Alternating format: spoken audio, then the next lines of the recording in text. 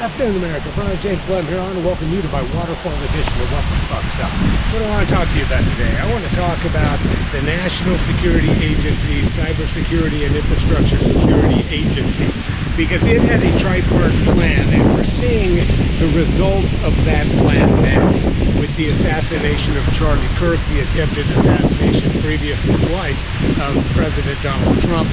It's going to happen again, folks. It's going to keep happening, and this, in part, is designed to explain why it's going to keep happening. CISA, and basically the people who created CISA, had a three-part, essentially a tripartite plan at a very minimum, folks. The first part of that plan was to create CISA. Remember, Susan Spalding, a former CIA attorney, National Security Agency attorney, a Democrat attorney for intelligence committees in the House or Senate, whatever they were. And so this woman is a Democrat spook, is what she is. And so Susan Spalding studied under Barack Obama America's elections, how to basically how to do everything in American elections. And what did she learn? Listen to her in her own words. Our conclusion was to make a difference on a national scale would be very difficult, extremely difficult. However, right? What she learned? She learned that you cannot influence the U.S. election nationally. You have to do it at the local level. You have to. And so if you can get control of things like the voter registration database, here she is talking about the things you can do if you control the voter registration database. It was clear that the voter registration databases were not so secure. And as we went into the summer, through the spring and into the summer, we began to see, in fact, malicious activity that appeared to be targeting voter registration databases. And why were we concerned about that? We were concerned about the ability to cause disruption on election day, right? So if you could get in and mess with the integrity of that data in any number of ways. You could remove a bunch of names, you could change voting polling. If that doesn't sound like the 2022 general election in Maricopa County, Arizona, I don't know what does, folks. But the first plan, when they created CISA, after they had designated all election infrastructure, national security infrastructure, was to get control over that infrastructure, right? The cyberspace, the networks, the hardware. And so they work with these non-governmental organizations, again, chocked full of left-wingers from the national security state, like Brian DeValance in Arizona, who worked for the Center for Internet Security, right? And then they put these little gateways that gives them access to everything election at the state and local level, right? Called an Albert sensor. Well, if CIS and CISA can gain access to election infrastructure through these little doors, so too can the people who routinely hack CISA prior to every election.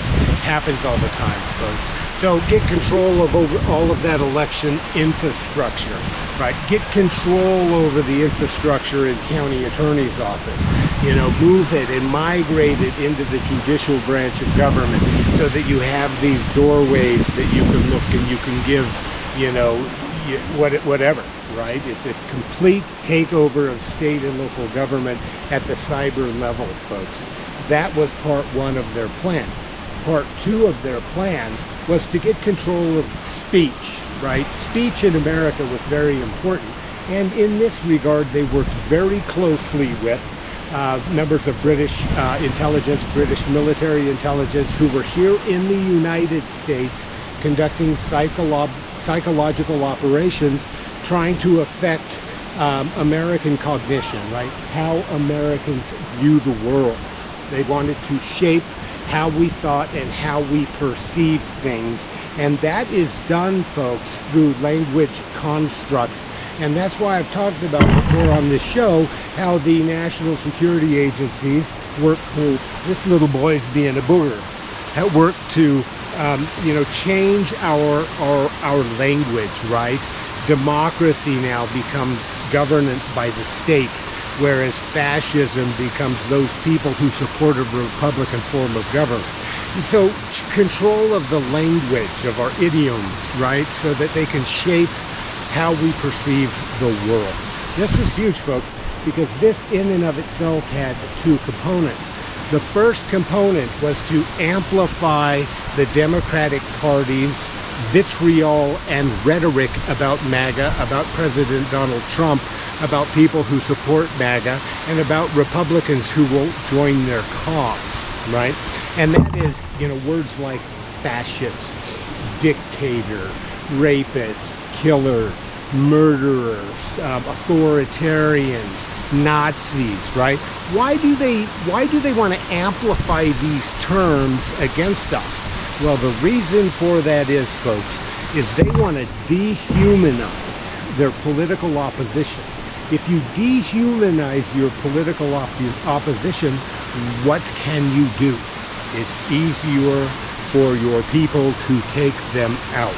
It's easier, just like the Nazis did in World War II, right? They completely dehumanized the Jewish populations, black populations, the gypsy populations in the eyes of the German people, and that made it easy for them to remove them from society. And we know what happened. That's exactly what the Democratic Party is doing, and that's exactly what the national security state was helping it to do, and that's why we're seeing some of this violence today. If you look at what the military does, folks, the military very actively tries to dehumanize the enemies of the United States. That we spent decades dehumanizing Russians, right?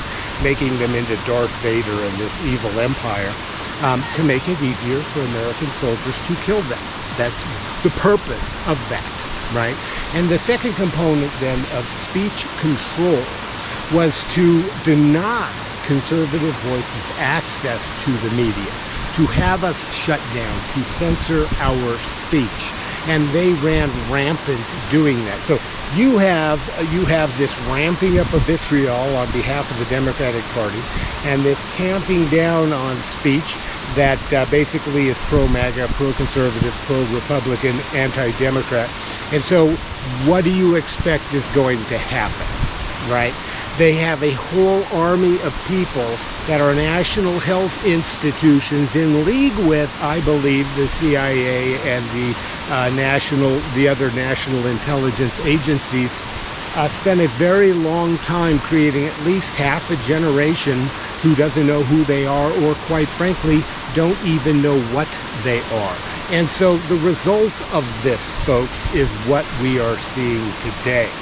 The third component, folks, you cannot get in and muck around with elections and have your elections stand, and you cannot censor people's First Amendment rights unless you can get in and influence the judiciary. This is what student Susan Spalding and Elizabeth Reiskopf Parker and all of their friends in the American Bar Association and all of these national left-wing law firms that participated in this process, this was their coup de grace, right?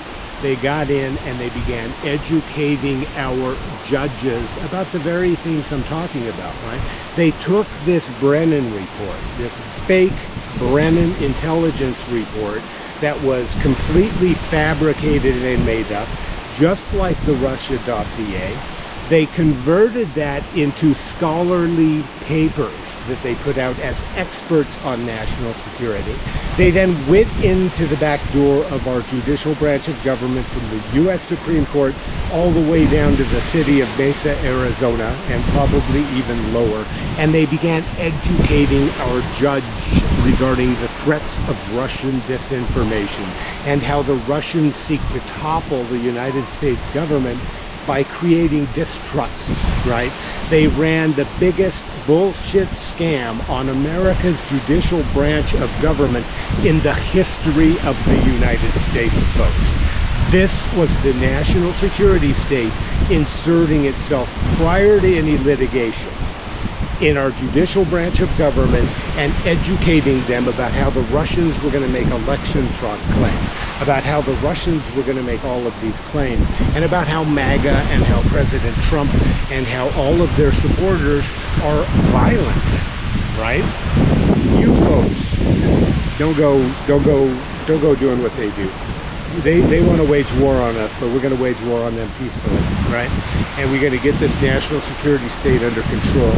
But we need to make it clear that the national security agencies need to be removed from our judicial branch of government, so that when we go to court, the scales are not tipped in favor of one, because they've loaded the scales with so much bullshit and propaganda that it's impossible to overcome.